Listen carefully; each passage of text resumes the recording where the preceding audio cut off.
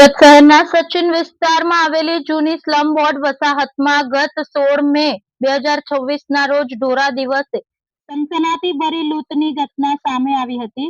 હનુમાનજી મંદિરની પાછળ જાહેર જગ્યા પર 24 વર્ષીય ફરિયાદી સાહિદ ખાન ઉર્ફે બાબા પપ્પુ ખાન પઠાણ અને સાહેદ કુરબાન ખાન પઠાણ પર જીવલેણ હુમલો કરવામાં આવ્યો હતો. આરોપીઓએ ફરિયાદીને કપાળના ભાગે તેમજ સાહેદને માથાના પાછળના ભાગે ચપ્પુ અને પાવડાના ઘા ઝીકી દીધા હતા. ગંભીર ઈજાઓ પહોંચાડી આરોપીઓ ફરિયાદી પાસેથી વેપાર ધંધાના આશરે 7 થી 8 હજાર રૂપિયાની રોકડ રકમ લૂંટીને ફરાર થઈ ગયા હતા.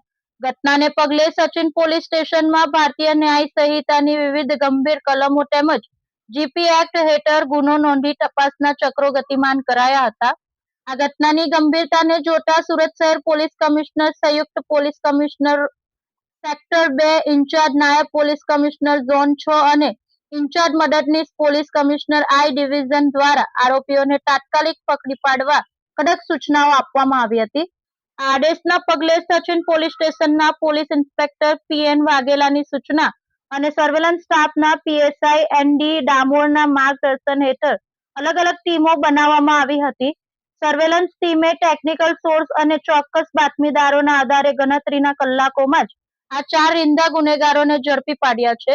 જેમાં આરોપીઓના નામ રોશન સંજયભાઈ બરકસ, આનંદ સુરેશભાઈ પાટીલ, પ્રિન્સ રાજેશભાઈ પટેલ, રાકેશ ઉર્ફે રાખ્યો પ્રકાશ વાઘ. હથિયારો સાથે લૂંટ ચલાવીને નાસી છૂટેલા આ રીંદા આરોપીઓને ગણતરીના કલાકોમાં ઝડપી પાડીને સચિન પોલીસે સુરતની જનતાને સુરક્ષાનો અહેસાસ કરાવ્યો છે. આ કામગીરીથી સાબિત થાય છે કે સુરતમાં ગુનેગારો ગમે તેટલા શાતિર હોય પણ પોલીસના હાથથી બચી શકશે નહીં. ગઈ તારીખ 16/5/2026ના રોજ બપોરના 15:00 સુમારે જે સચિન ખાતે આવેલ જૂના સ્લમ બોર્ડમાં હનુમાનજી મંદિરની પાછળ જાહેરમાં જે 307નો બનાવ બનેલો એના અનુસંધાને સચિન પોલીસે જે આ ગુનામાં બહુ જ રીઢા ગુનેગારો સંડોવાયેલા જણાયા હતા તુરંત એક્ટિવ થઈ 4 આરોપીઓની ધરપકડ કરવામાં આવેલ છે. આમાં રોશન સંજયભાઈ બરકસ તથા આનંદ સુરેશભાઈ પાટીલ, પ્રિન્સ રાજેશભાઈ પટેલ તથા રાકેશ ઉર્ફે રાખ્યો પ્રકાશભાઈ વાઘ. મેં આગળ જણાવ્યા એ પ્રમાણે આ ગુનામાં આગળ ગુનાહિત ભૂતકાળ ધરાવતા આરોપીઓ સંડોવાયેલા જણાયા હતા. આ જે રાકેશ છે એના વિરુદ્ધમાં અગાઉ 4 વખત પાસા થયેલી છે.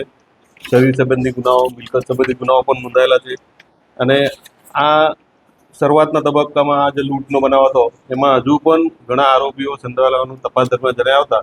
આગળની એ પ્રમાણે કાયદેસરની જે કલમો એડ કરવાનું થશે એ પ્રમાણે સચિન પોલીસે આરોપીઓને રિમાન્ડ મેળવી આગળની કાર્યવાહી હાથ ધરેલ છે.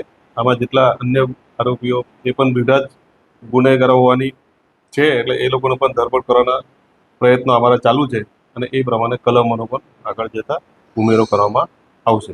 લૂંટ અને જે ગલ્લાની લૂંટ અને એ પ્રકારનો 7,000ની હમણાં પ્રાથમિક તબક્કા 7,000ની 7 થી 8 હજારની લૂંટ થયેલા જણાવ્યું.